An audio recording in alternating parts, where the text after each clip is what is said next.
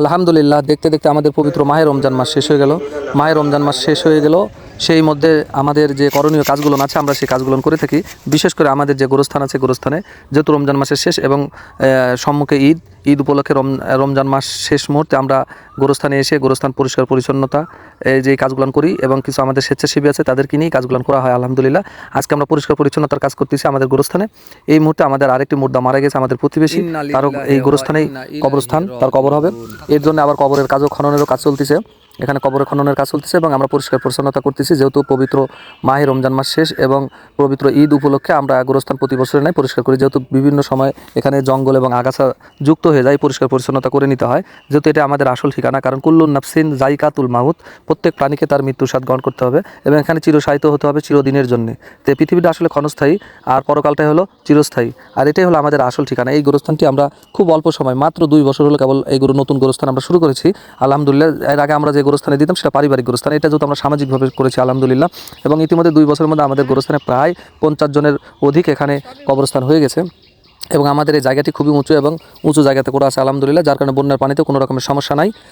যদিও আমরা এখনও গোরস্থানের চারপাশে কোনো ঘিরা দেই নেই, কারণটা হচ্ছে যেহেতু আরও এক্সটেনশন করার সিদ্ধান্ত আছে এই কারণে। আর এই কারণেই আমরা কিছু যুব সমাজ আছে যারা আমরা উদ্যোগ নিয়ে প্রতিনিয়ত আমরা এটা পরিষ্কার পরিচ্ছন্নতা কাজে রাখি। আর যেহেতু পবিত্র মাহে রমজান মাস, আর মাহে রমজান মাসের শেষ সময়, শেষ সপ্তাহ, আর 2 দিন বাদে আমাদের পবিত্র ঈদ আসবে, ঈদ উল ফিতর। সেই ঈদ উল ফিতর উপলক্ষে আমরা এই পরিষ্কার পরিচ্ছন্নতার কাজ শেষ করে নিচ্ছি এবং আমরা ঈদগাহ মাঠে আমাদের কার্যক্রম চলতেছে, যেহেতু ঈদগাহ মাঠে আমাদের সেখানে পবিত্র ঈদের নামাজ আদায় হবে। আলহামদুলিল্লাহ, আমরা এই গোরস্থানের কাজ শেষ করে আমরা সেই ঈদগাহ মাঠে যাব। আবার আবহাওয়া খারাপ, এটাও আমাদেরকে লক্ষ্য রাখতে হবে, একটু মেঘলা মেঘলা আকাশ আছে এবং আমরা প্রতিনিয়তই আমরা স্বেচ্ছাসেবী যারা আছি এই গোরস্থানের উপর আমরা এই কাজগুলো করে থাকি। এতে করে আমাদের যারা আরও অন্যান্য বিভিন্ন জায়গায় আমরা লক্ষ্য করে দেখছি গোরস্থান একেবারে খোলামেলা জায়গা, একেবারে নোংরা পরিবেশে, সেখানে গরু ছাগল বিভিন্ন কিছু জঙ্গল হয়ে থাকে। আসলে এটা ঠিক নয়, কারণ এই জায়গাটা আমাদের সব সময়ের জন্য পরিষ্কার পরিচ্ছন্নতা এবং লক্ষ্য করা দরকার। এবং প্রতি সপ্তাহে আমরা নিয়মিত এই গোরস্থানে আমরা আসি এবং এসে নিয়মিত আমাদের যে করণীয় সেটা হলো বিভিন্ন যে নতুন কবরগুলো হয় সেই কবরগুলো আসলে কী অবস্থা আছে, অনেক সময় শিয়াল এগুলো খুঁড়ে এগুলো ঠিকঠাক করে দিতে হয়, কখনো ভেঙে পড়ে গেছে হয়তো সেটা আবার বাড়ি দিয়ে বেঁধে দিয়ে সেটা ঠিকঠাক করে দিই। এই কার্যক্রমগুলো আমাদের করতে হয় প্রতিনিয়ত। যদি আমরা গোরস্থান বা কবরস্থানে আসি তাহলে আমাদের কিন্তু সেক্ষেত্রে কিন্তু আমরা আখিরাতমুখী হব। এটাও কিন্তু একটা খুব বড় একটা বিষয়, কারণ আমাদেরকে প্রতিনিয়ত কবরের কথা যদি আমরা যতবার মৃত্যুর কথা মনে রাখবো তত আমাদের মনটা আল্লাহর সাথে একটা সম্পর্ক আসবে। আর যখনই আমরা কবরস্থান থেকে অনেক দূরে সরে চলে যাই তখন আমরা দুনিয়ামুখী হয়ে যাই, যা আমাদের জন্য দুনিয়ায় আমাদেরকে আকৃষ্ট করে। এতে করে আমরা আল্লাহর কাছ থেকে আমরা দূরে সরে যাই, যা আমাদের জন্য অনেক ক্ষতিকারক। তাই আল্লাহ পাকের যে ওয়াদা আছে, যে আল্লাহ পাক বলছে তোমরা বেশি বেশি করে তোমরা আমাকে স্মরণ করো, আমিও তোমাদেরকে স্মরণ করবো। তাই বেশি স্মরণের জায়গায় আমি মনে করি কবরস্থানের কাছে যে কোনো মানুষ আসলেই তার মন নরম হবে এবং সে আখিরাতমুখী হবে।